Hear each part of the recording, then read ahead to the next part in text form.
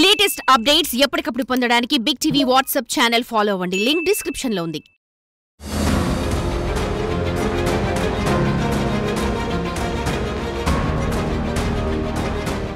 మానవ సంబంధాలు రోజురోజుకు బలహీనమైపోతున్నాయి.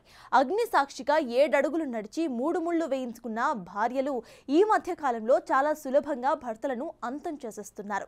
ప్రపంచంలోనే భారతదేశ హిందూ వివాహ వ్యవస్థకు ఒక గొప్ప పేరు ఉంది. మన వివాహ వ్యవస్థను ప్రతి ఒక్కరూ కూడా గౌరవిస్తారు. భార్యాభర్తల అనుబంధం ఎంతో గొప్పది. ఎక్కడో పుట్టి ఎక్కడో పెరిగి వివాహ బంధంతో ఒక్కటైన జంట చనిపోయేంత వరకు ఒకరికి ఒకరు తోడు నీడగా ఉంటారు.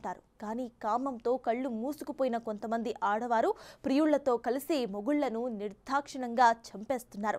తెలంగాణలో జరిగిన ఓ మర్డర్ ప్రతి ఒక్కరిని కూడా కలవరపరుస్తోంది. అదేంటో ఇప్పుడు చూద్దాం.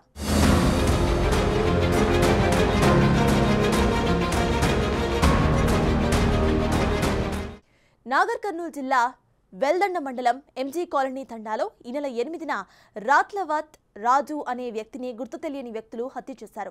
కేసును ఛాలెంజింగ్ గా తీసుకున్న పోలీసులు వివాహేతర సంబంధం వల్లనే హత్య జరిగిందని తేల్చారు. ఎంజీ కాలనీ తండాకు చెందిన రత్లావత్ రాజు అతని భార్య హిమబిందు 9 సంవత్సరాల క్రితం ప్రేమ వివాహం చేసుకున్నారు. వీరికి ఒక కుమారుడు కూతురు కూడా ఉన్నారు. గత సంవత్సరం నుంచి మృతుడి భార్య హిమబిందు మహేశ్వరం నియోజకవర్గం కళ్ళెం చెరువు తండాకు చెందిన చంటితో అక్రమ సంబంధం పెట్టుకుంది. అతనితో తరచూ ఫోన్లో మాట్లాడుతూ ఉండేది.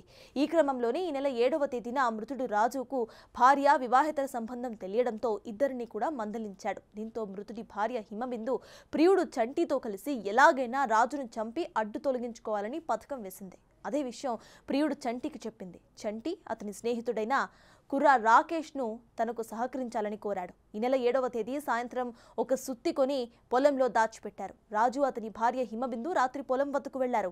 ఇద్దరు కూడా అక్కడే ఉన్న మంచంపై పడుకున్నారు.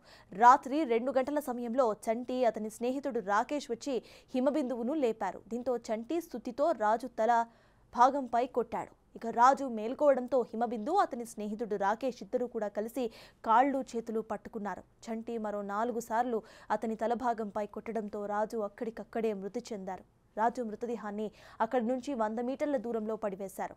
మంచంపై రక్తపు మరకలు ఉండటంతో వాటిని నీటితో శుభ్రం చేసి మంచాన్ని పక్కనే పెట్టేశారు వీళ్ళు. రక్తం అంటిన బెడ్షీట్లు సుత్తి తీసుకొని చంటి రాకేష్ మహేశ్వరం వెళ్లిపోయారు. అనంతరం హిమబిందు తన భర్త రాజు కనిపించడం లేదని మృతుడి అన్న లాలూకు ఫోన్ చేసి చెప్పింది.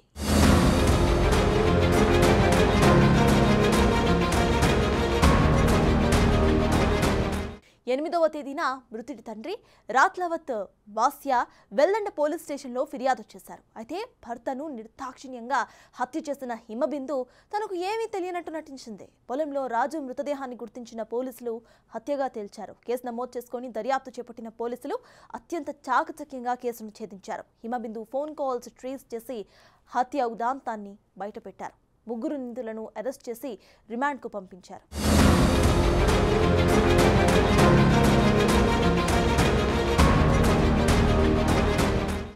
ఏది ఏమైనా భార్యాభర్తల బంధానికి తిలోదకాలు వదిలిన భార్య తన కుటుంబాన్ని తన చేతులారా నాశనం చేసుకుంది. అటు భర్తను కోల్పోయింది, ఇటు పిల్లలు అనాథలైపోయారు. ఏ రోజుకైనా అక్రమ సంబంధం అనార్థాలనే కలిగిస్తుంది అనేది మరోసారి రుజువైంది.